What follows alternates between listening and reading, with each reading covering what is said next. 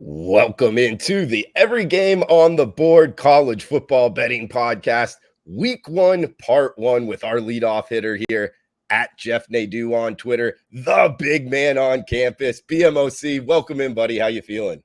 What's up, Drew? Good to see you, man. It's been a long time. You and I have known each other for many years. We go way back.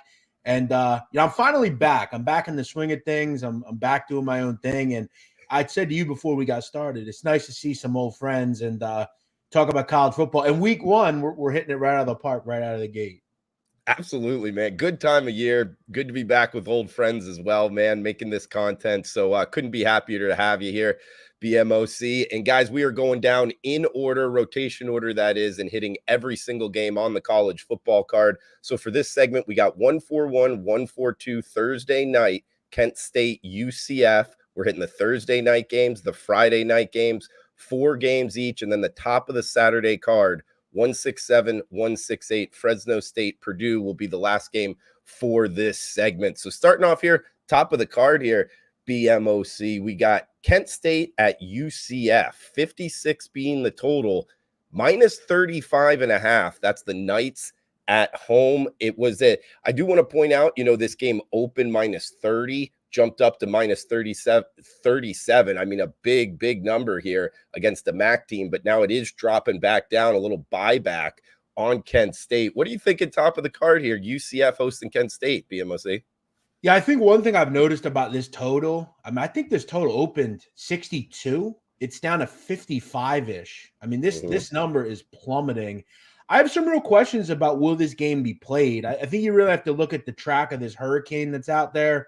From what I've looked at, it seems like it'll probably be on the tail end by the time this game kicks off, but it is something to keep in mind. You got, I forget what the Adalia, I think it's called, hitting the west side of Florida. But, Drew, Kent State, I have actually powered as the worst team in America. I think this team coming to the season is horrific. I mean, I don't remember the last time I saw an offensive roster with the first and second string. There's not one starter from last year's team or returning player. That's amazing. I've never seen that before. They've got a brand new coach. This is a really bad roster, a bad football team. I have to wonder, I mean, are there even winnable games, on this schedule? I mean, I know they have one game. I think it's against LIU. They should win that. But outside of that, I mean, this team's not good. I think there's a possibility they could be shut out in this game. I think that's why you're seeing this total come down significantly. I kind of put this at 42-7, something like that. I think UCF will move the ball, but if you know anything about their offense, they're more run-oriented now. They're not that same up-and-down offense like they were under Josh Heupel a couple of years ago. I think they'll move the football. I think they'll score, but I just don't think Kent State's going to do much in the way of move the football. This is a bad offense. Yeah, great. I mean, the first, I guess the 2 deep, so all the starters and all the backups, that's amazing. No, I've never seen that. You at least will see like an offensive lineman or two, but they had a mass exodus. And I will say, I think the one thing that they can glean coming into the season is defensively, I think they'll be okay. I think against this type of competition, they're going to give up 40. But I think in this conference, I think their goal is going to try to be to keep games in the 20s, the high teens. I think that bodes well for an under. I think this is, again, like a 42-7 type of game. I think that's why you're seeing this number plummet. Yeah, I like the breakdown. Good start here, Jeff. And it looks like Orlando weather. You're right. Most of the storm being through, but it still looks like rain in the forecast and some wind as well. Thursday night, top of the card in the bounce house as we make our way down here. 143, 144, NC State at UConn. We're seeing the Wolfpack, Jeff, minus 2 touchdown road favorites, 46.5 being the total. What are you thinking in this one? It's Storrs, Connecticut. Yeah, NC State, always a team that I actually did a segment with Gabe Morency a couple of nights ago, and we kind of both agreed that NC State is just always kind of that same team every year, right? Pretty good, but not really that good, right? They always have a decent quarterback. Dave Doran, kind of a flip coach. He's a solid coach, nothing great. But then you look at kind of what they bring in this year. They have a new offensive coordinator, Robert Anai. They bring in Brennan Armstrong, who was a gunslinger at Virginia 2 years ago.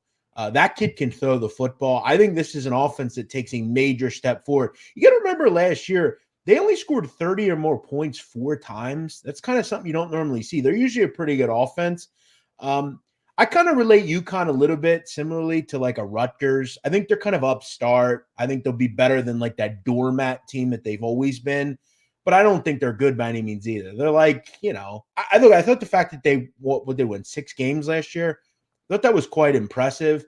But I think against teams like this, against competition like this, I don't know that it bodes well for them. I think on defense, NC State is really good. They've always been good. And in last season's game, I think they only had like 170 yards total, UConn. I have a hard time thinking they're going to compete in this game. It's kind of right there for me as far as, I mean, you look at this number. Another interesting, this is more of a side thought, but why has this number come down? I think that's really an interesting question. And maybe it's just because of a new quarterback, a new system. Will they be ready to go? But I don't know. I, for one, believe NC State's going to move the football. I'd more lean towards playing them here, but I'm not sure I'm going to get there with this one. Yeah, great point, Jeff, with the offensive coordinator, Robert and I, and Armstrong and him were at Virginia together when Armstrong like blew it up that year with all those passing yards. So it could be a big time. I think they were a top 5 passing offense, I believe. So I think maybe I'm one in college football a lot of the time because I think one thing people have to realize when you're betting college football in this day and age, 2023, it's rare. I mean, look, there's some great defenses in America, but overall, a lot of them aren't very good. I mean, it's just that simple. And the quarterbacks play quick. They throw the football a lot. I'm more towards leaning towards just depending on offenses a lot of the time. So playing team totals, right? So I'm looking at this one. What is this? Probably in the 30s, I'd have to imagine. I think the unit that I can trust in this game is Anai and Brennan Armstrong, right, to move the football. And I think it bodes to thinking they'll cover because this is an incredibly high price. My question is, why is the number coming down? That doesn't make a lot of sense to me. Yeah, kind of a strange matchup as well, seeing the ACC team on the road in week 1. Yeah. Moving down the list here, 145, 146, 8 p.m. Eastern kick. In the Big Ten, Jeff, we got minus 7-point favorites. That's the Minnesota Golden Gophers at home, 42.5 being the total. It's Nebraska at Minnesota, third game up here. Yeah, I remember this was probably over a month ago. I saw this game. I was doing a lot of my preseason stuff. And I'll say this. Look, if you're a handicapper and you're sitting here on August 30th and you're saying to yourself, what the hell am I looking at here? What the hell have you been doing all summer? I got to ask you. I mean, but hey, that's, I guess, why we're here sometimes. Yeah, I've been on Nebraska and I'm not going to waver. I didn't understand this number, quite honestly. I got 7.5. I was hoping to look. I thought the fact that I was getting a 7 plus a hook, I thought that was beautiful. I think they can win this game. I think there's a lot of concerning things about Minnesota to me. Look, I always think they're a quality team. They always have a pretty damn good defense. And I like their quarterback, the Greek kid they have. Got a big, long name. But I'm worried a bit about the culture they have there. I'm worried about some of the things I'm hearing out and off the football field with PJ Fleck. And, we always hear that row the boat crap. But I feel like in the end, PJ Fleck seems like a bit kind of like, I guess, anal to me. Like he's always like all very like, do it my way, and I feel like maybe that could cause some issues. But I think on the field, I just felt like these two teams were closer to like 4.5 to me. I know Nebraska's they've been down in the dumps the last couple of years, but they made a major change, Drew. They went from taking, a Scott Frost-led team to, I think, one of the better coaches in college football when he's there, Matt Rule. I mean, how many programs has Matt Rule rectified? I mean, Temple, Baylor. I mean, he's done a lot tougher jobs than this one. And look, I think Nebraska actually on the surface, I like their defense. I think Jeff Sims, he really needed to get out of Georgia Tech. I mean, that's just a bad football team. It didn't really suit him to me. I think this is a much better offense to be in. They've had a whole summer, I think, to be prepared for this one. Look, if this was the second game of the season, I might not be as bullish on it, but I like taking dogs sometimes early in the season because, again, you have the whole kind of offseason to prepare. And I just think Minnesota's good, but they don't really move a lot of things to me. I think this game's kind of field goal, 4-point game. I think Nebraska can win it. Like the breakdown, Jeff. You bring up Row the Boat with PJ Fleck. I ran into him in Las Vegas like probably 3-4 years ago. Interesting. Yeah, nice guy. He said hello, and no, but I see what you're saying. Minnesota is kind of like a key year for him and the Gophers to see them going off as a touchdown favorite. You want to know something interesting, Drew, about this game that I remember seeing, but it's now coming back to me. Uh-huh. The last 3 games in this series have all been won by Minnesota, and they've all been won by 7 points on the dot. Oh, nice stat. So this number is, I think. Look, I'm not ever going to say like it's important that you get like look, in college football, I think getting the right number is obviously great. I think sometimes when you get bigger numbers, it's not as important in some of the games we'll even talk about. But this one, I think getting 7 in the hook, look, again, I don't think there's many left, but that's, I think, really important in this game, and you have to ask yourself, when you take a dog of, let's say, 8 or less, do you actually think they can win the game? Let me ask you, Drew, if this game is 24-23 Nebraska, would it surprise you? Of course not. I mean, Matt Rule, you're big on change. That's a huge change, getting him compared to Scott Frost. So all great points. And I'll even add on like the transfer portal. And I haven't dug too deep on Nebraska, but that has changed the game as well, college football, because more can change quicker now than, say, 10 years ago. Yeah, and that's why I think you really, whether it's college basketball or college football, it really is a 365-day-a-year business, because you have to keep track of what have these teams went out and did. Did they get a new coach? Did they get, a new offensive or defensive coordinator? What was the personnel looking like that they brought in? I mean, there's so much that goes into it now, and you make, obviously the point with the transfer market. It's just a huge thing that you've got to keep an eye on, and you got to keep abreast of it. And look, Nebraska is a place where you can get some kids to come play there. So yeah, I think they have some weapons. I like their defense. I'm pretty excited about the Cornhuskers for first time in a while.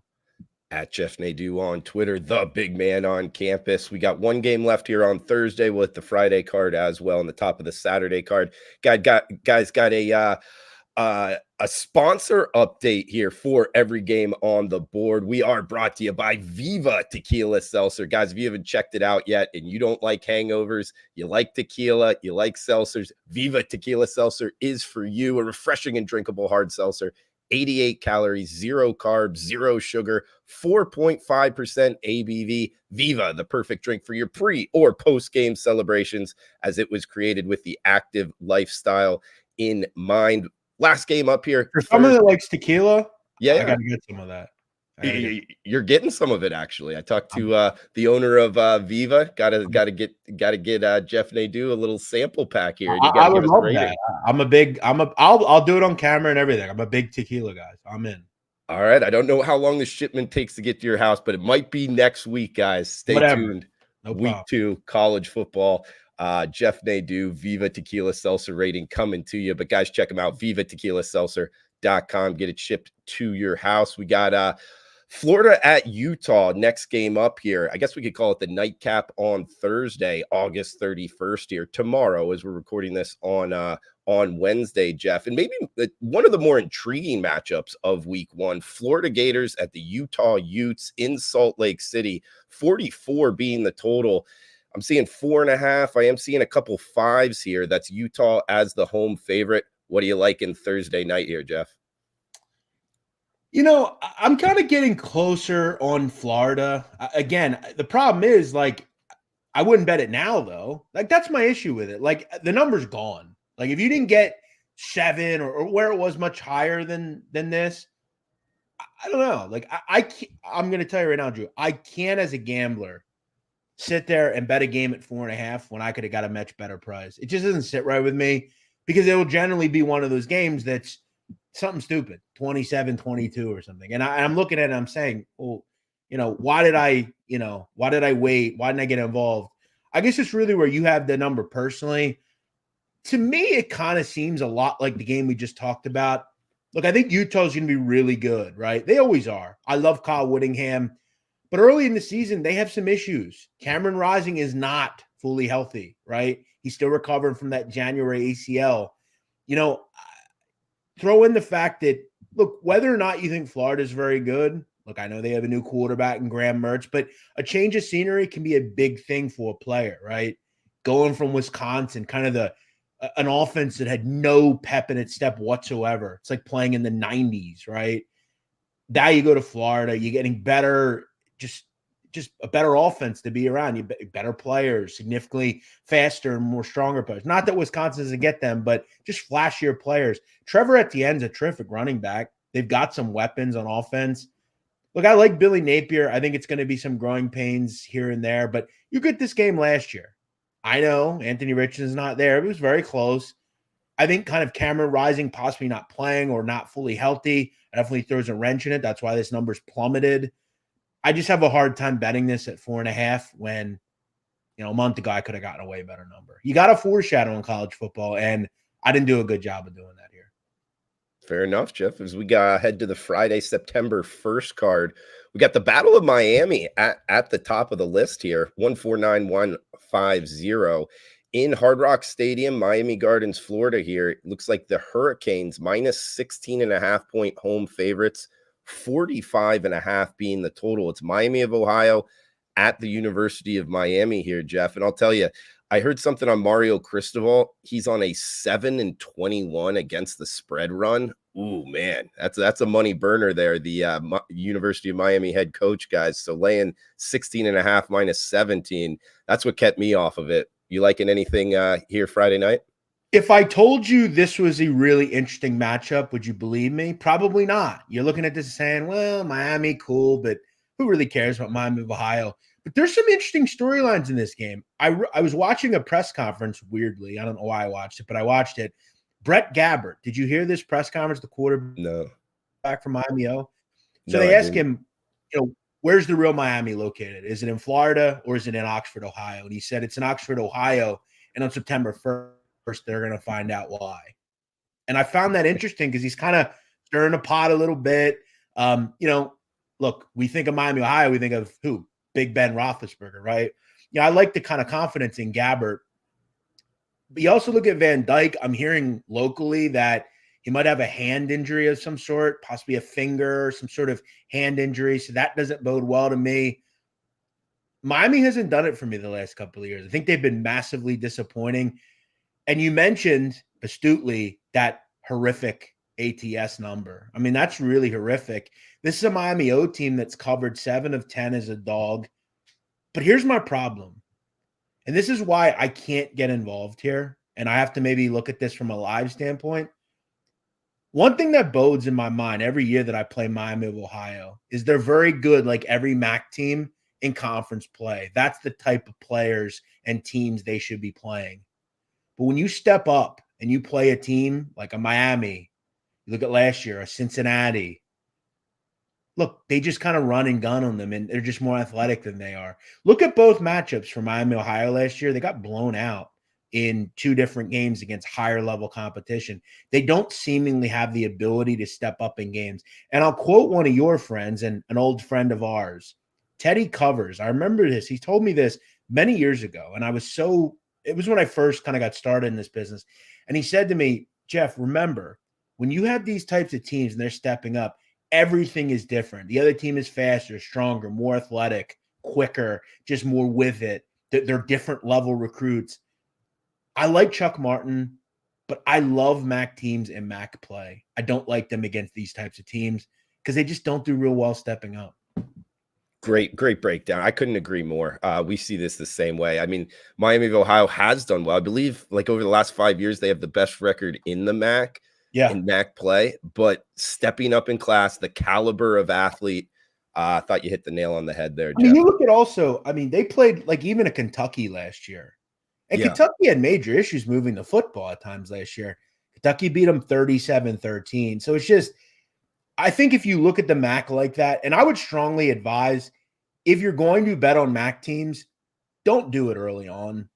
It's better when you can just get into the action. They're very similar. That's when you can make money betting on the MAC. You're not going to make a lot of money grabbing these teams plus 14, plus 50. It's just, even against a Miami team that's beleaguered.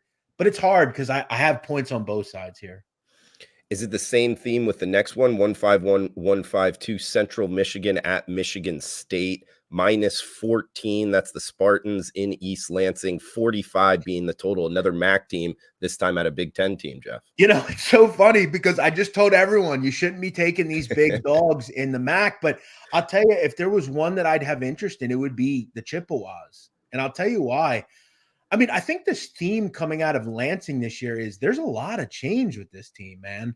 I don't think at this point they even know who the quarterback is. Is it Noah Kim? I'd have to figure it is. But, I mean, I've heard Noah Kim. I've heard, it might be Caton Hauser. Even like the Lansing State Journal hasn't, they don't even know. According to their article yesterday, they don't know who the quarterback is. The new running back, Nathan Carter, I mean, he's new. They've even talked about they don't even know who the kicker and punter is on this team. I mean, there's a lot of question marks with Michigan State. I'm not a huge Mel Tucker guy. I think he's more of a rah guy. I don't know if he's a real great coach. I don't think, look, defensively, I'm not sure why Scotty Hazelton continues to be retained there. This is a team that 2 years ago had the worst pass defense in America. The worst. No one was worse. That's something for me that I have a hard time getting over. And I look at CMU. I think they have some questions. They have a new quarterback. Daniel Richardson is gone. But I felt like if I had to play I might have a small play on CMU here. I just think this could be one of those sneaky, like, I don't know, 33-23 type of games. I don't think Michigan State's going to look that sharp. Maybe you look at a first half here. CMU is going to be up for this game. You always like to find these little brother, big brother type games, right? The Tulsa against Oklahoma State or Michigan State against CMU, something like that. But I wonder about Michigan State. They have a lot of kinks to figure out before we get too deep. 7:30 Eastern kick. Next one up, 153-154. Louisville, Georgia Tech. I believe this is in Mercedes-Benz Stadium. Either way, I believe it's in Atlanta. 48.5 being the total, -7 in the hook. That's Louisville. I want to say on the road. Not sure if it's in Bobby Dodd or Mercedes-Benz here, Jeff. Yeah, and you look at Georgia Tech. I mean, we continue to have to be submitted to watching their games. I'm kind of irritated by that. I mean, they're always seemingly on like national TV, like early in the season. Do you have any interest in watching Georgia Tech? Because I sure as hell don't. Not really, no. No, I mean, but you look at Haynes King, their new quarterback. He comes over from A&M. I don't know. I mean, I think he's got a lot of improvement to make. There's not a bunch of weapons down there. I think the real issue that Georgia Tech faces coming into the season, particularly in this game, I think defensively they're going to have major issues. I mean, they had a pretty good defensive line last year and still gave up nearly 5 yards a carry. I think this Louisville offense under Jeff Brom, look, everywhere Jeff Brom has went, whether it's Western Kentucky, whether it's Purdue, and here at Louisville, the offense are going to be good. I mean, you look at Jack Plummer, he played under him at Purdue. I'm a big Brom guy, particularly on offense. I mean, this guy just, he moves the football. He just does. I don't know. I think their defense would be solid. I don't love it.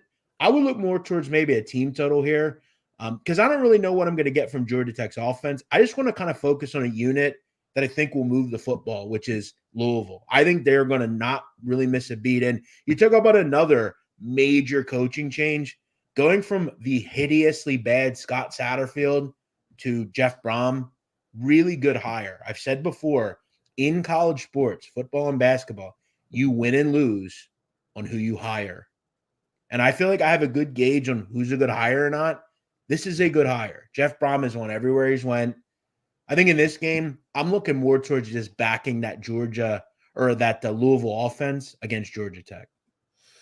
Looks like the market agreeing 7 up to 7.5. There is a 7 at a key offshore right now. So that is Louisville as the favorite. Last one up on Friday, the true nightcap here, Friday Night Lights. We head to the island, Jeff. Stanford at Hawaii. Intriguing handicap with Hawaii already playing a game, staying within the number against Vanderbilt. Now they're hosting Stanford. The Cardinal laying 3 in the hook as the road favorite, 58 being the total. I believe Hawaii is on an 11-2 home dog run on the island. So watch out now. The Rainbow Warriors have been good to bet of recent at home. What are we thinking here, Stanford and Hawaii, Jeff?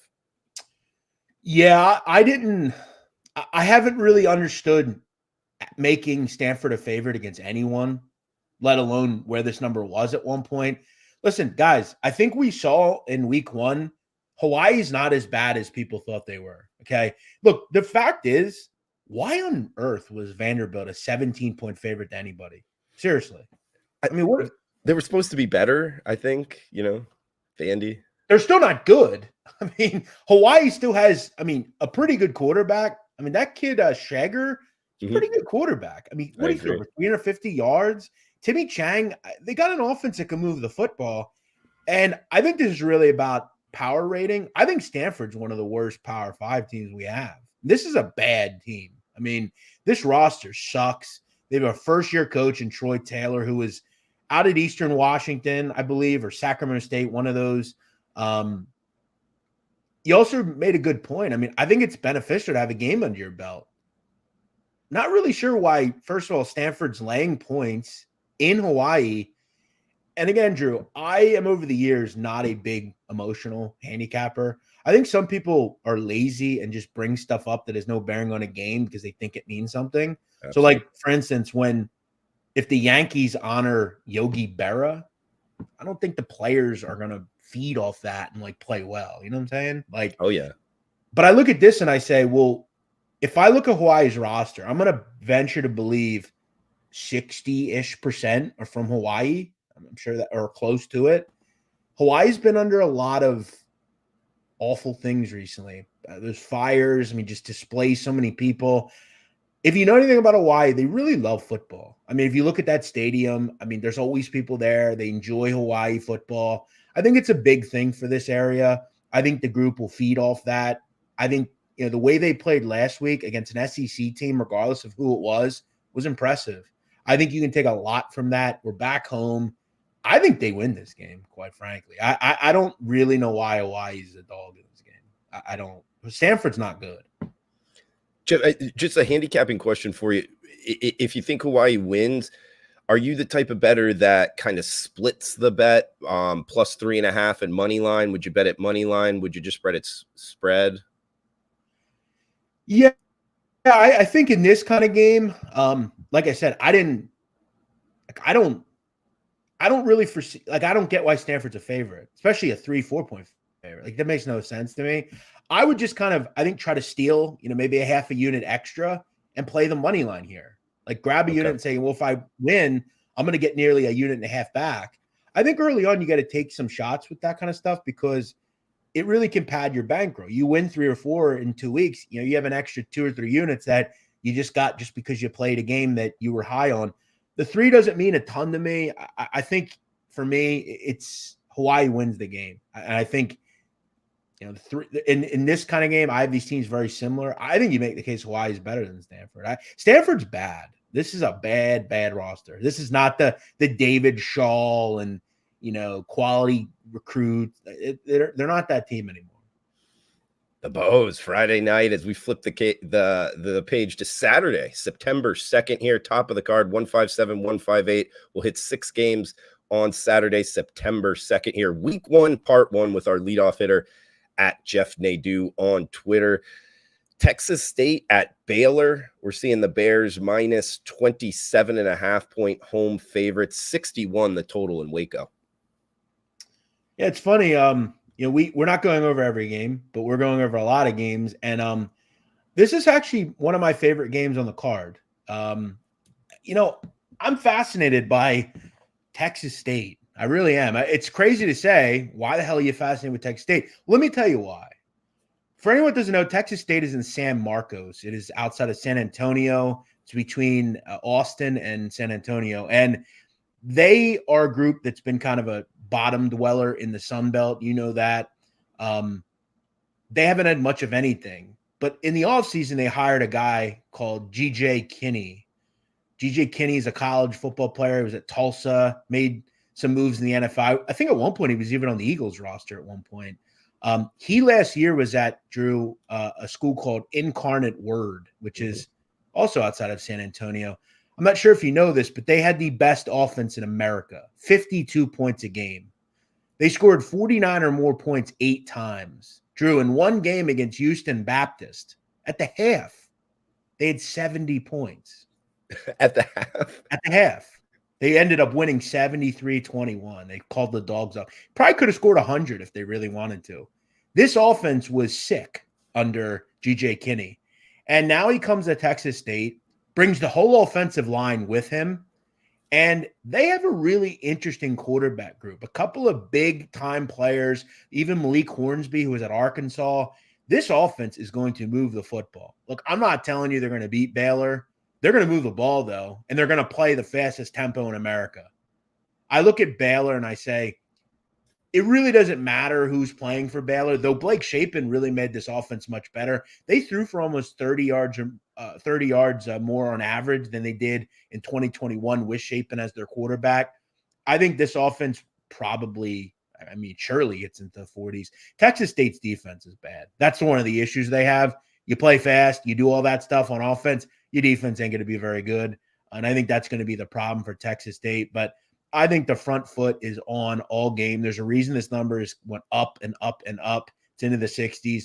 I got it in the 50s, but I'm happy that it's in the 60s because that's where I played it previously before that. So, yeah, I think this is like a 48-28 type of game. I think this Texas State team could be a group you go over in every game, probably. Love the Incarnate Word tidbits there, BMOC. By the way, you don't know this, do you? But you know Incarnate Word went to the finals in the FCS last year. Do you know that? I did not know that, no. Yeah, they were actually beating North Dakota State, and they gave up the lead and lost in the final. But, yeah, Incarnate Word was really good, and that's what's, I think, kind of exciting. If I'm in San Marcos, I'd love to go to these games. I'm going to have to go there and watch one of these games. Like, this team's going to be awesome to watch. They may not win many games, but they're going to be in a lot of high-scoring games. I mean, they played a game against Sac State last year in the FCS semifinals. I think it was 67-66. It was crazy. It was a nutty game back and forth. Baylor might score 60 here. At 60 right now, the total, guys. Hey, check it out. Texas State and Baylor. Man, good stuff here. BMOC is we got ECU and Michigan up next. 51.5 being the total. Minus 36. That's the Wolverines in the big house. Well, you know, it's interesting. And I have one of my best friends. You may actually know him. I think you might know him. My friend Ryan. I don't know if you've ever met him. We've done a podcast together. Yeah. So Ryan is a huge Michigan fan. He's actually going to this game. He's driving out there for this game. And, you know, I said to him, I said, does it worry you that this is the same state that Appalachian State is in, the same state school-wise? Because they beat your group many years ago. And he said, no, not really. But weirdly enough, I actually do a weekly call with ECU Radio. I've done it for years. People down in Greenville, Pirate Radio, good people. And I'm actually weirdly intimately, I know this team well, ECU. And just for last year, I think this would be kind of a sneaky, interesting game for Michigan week 1. ECU was pretty solid last year. Holton Ahlers, Keaton Mitchell. This is a good football team. They went to the bowls. I think this year, though, this is a bad matchup for them. And Michigan destroyed non-conference opponents last year. They don't even know who the quarterback down there is. I think the quarterback's going to be Mason Garcia, who's a senior. He's been behind Holton Ahlers for a while. And the fact that he hasn't won the job is concerning to me. They lost some great players on defense.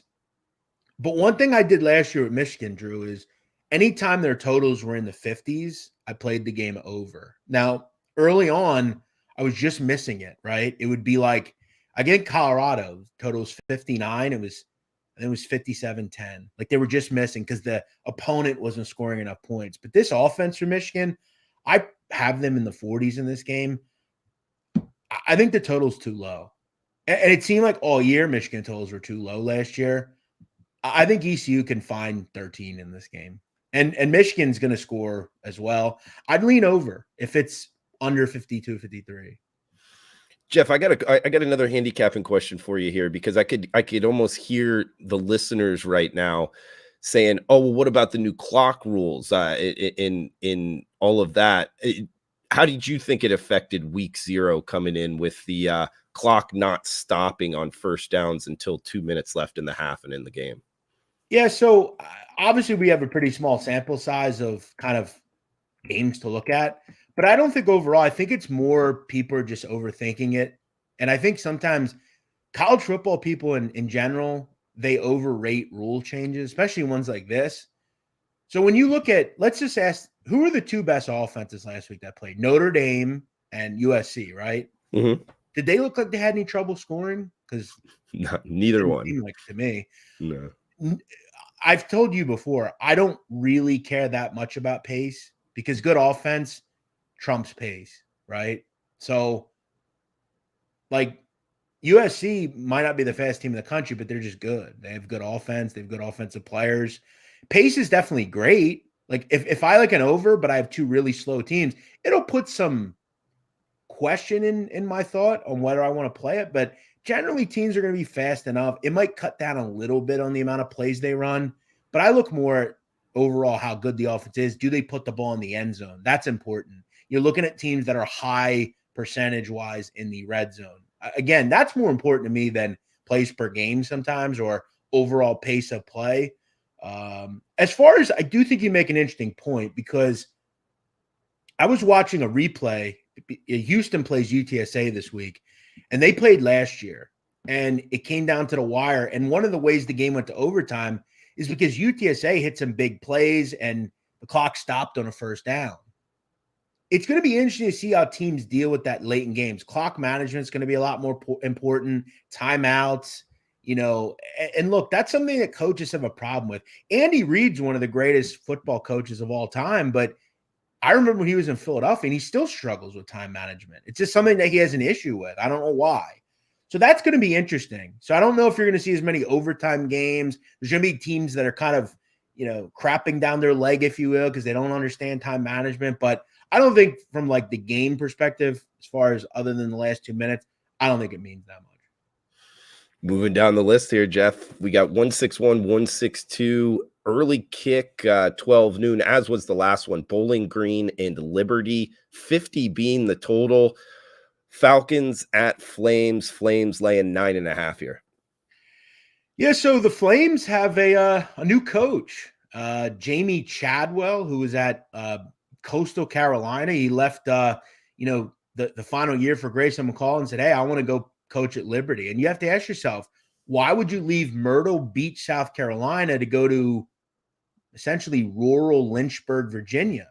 And I'll tell you, Drew, you know why? Yeah. Because you know anything about Liberty? Do you know evangelical world, why they're important? Because they have a lot of money. There's religious people who are very rich.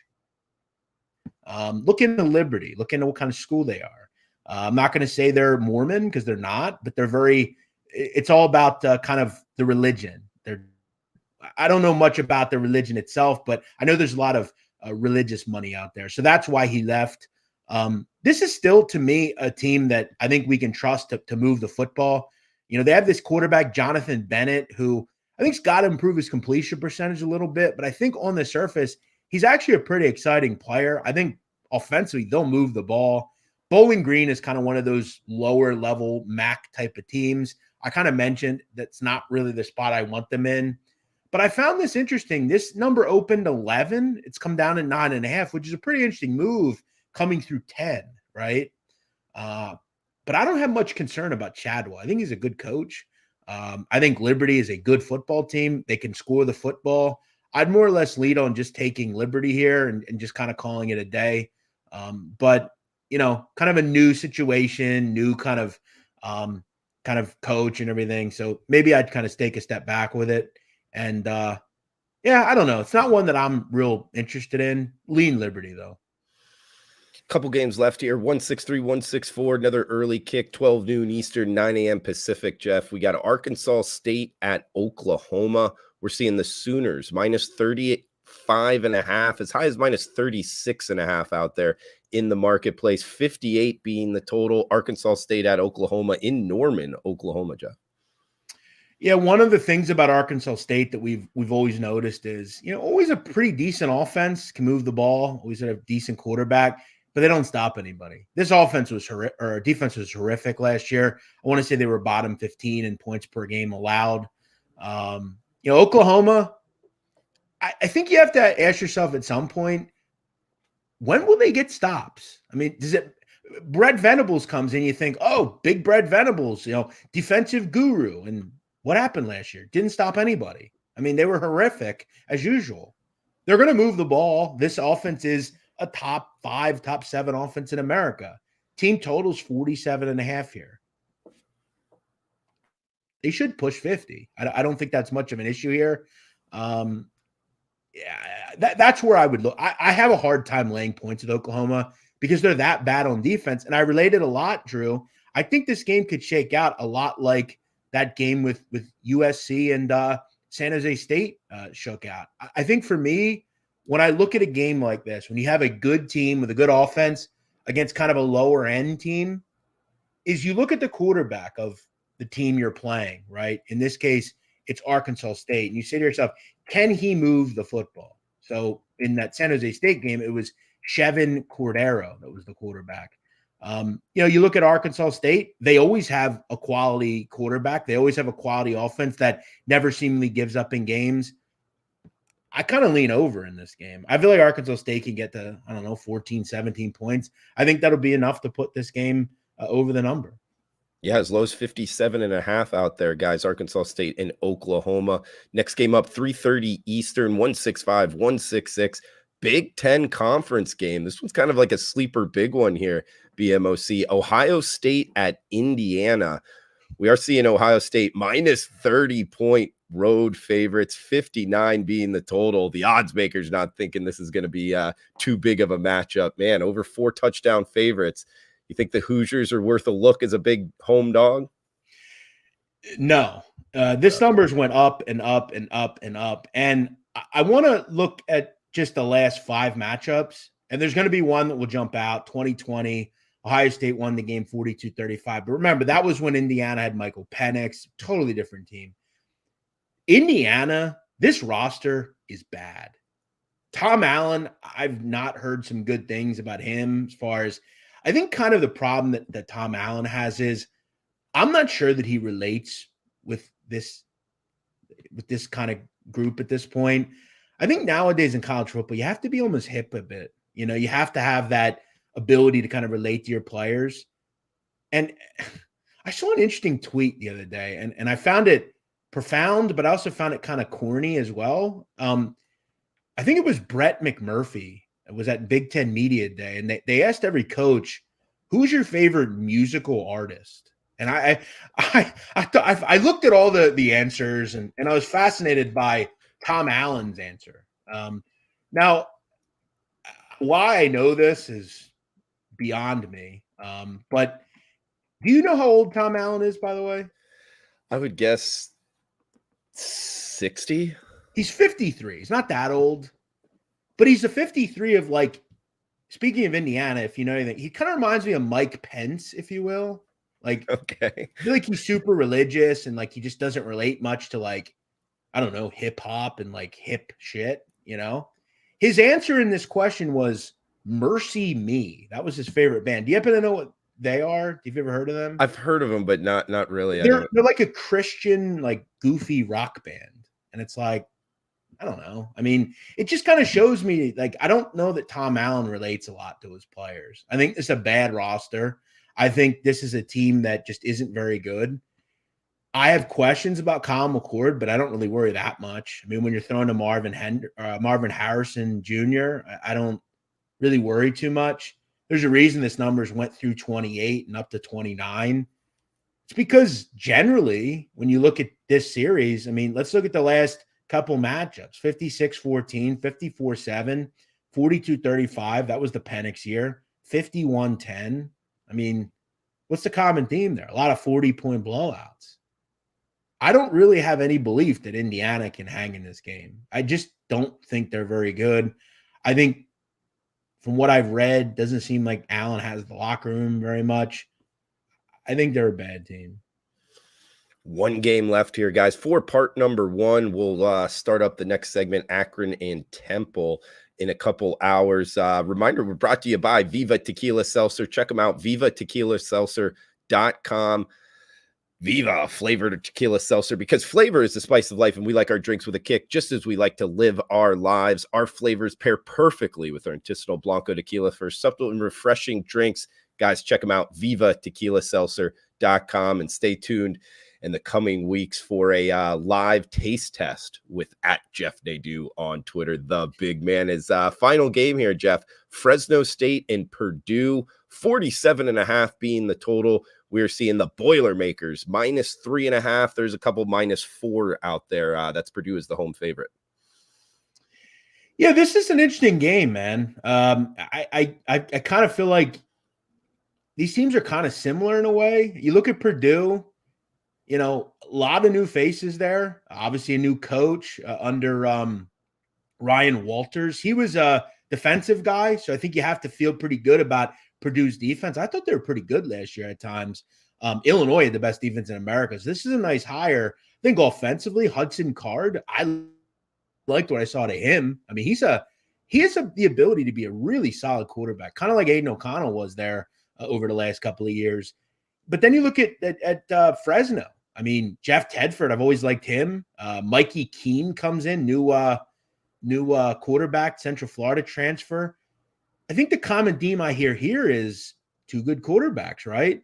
Graham Harrell's the offensive coordinator. What a weird balance, right? You have Graham Harrell, who's like this offensive genius, and you have Ryan Walters, who's kind of a defensive genius. Purdue might be pretty good, right? It's kind of an interesting game. You got a West Coast team coming to kind of the Midwest, almost to the East. I've been back and forth on this one, but I'm at this late hour. I'm kind of leaning Purdue here. I just feel like they're kind of just a step up above the Mountain West. And I don't look, if this was Haener, maybe I have an interest. Haener was just a warrior, a baller. I don't really know what to get out of Mikey Keene. I like some of the running backs that Purdue has. I like Hudson Card. I like Graham Harrell. I like the fact that defensive kind of flair with their new head coach. I think Purdue finds a way, 21-10. I think it's a lower scoring game, 31-21. I don't think this gets past maybe low 50s, high 40s. I think it's a lower scoring game probably. Jeff Nadeau, bring in the heat. Guys, that does it for part number 1. Follow him on Twitter @Jeff Nadeau, the big man on campus. Jeff, great stuff, man. That was awesome insight. You brought the stats. You brought a story behind it, man. I really dig the segment here. Guys, please chime in what you thought of it, where you agree, where you disagree. All is welcome. Jeff, throw it back to you, man. Any final thoughts here for the segment? And also, did you have one of these games that we talked about that you like the most? Maybe like one that you would recommend to bet on?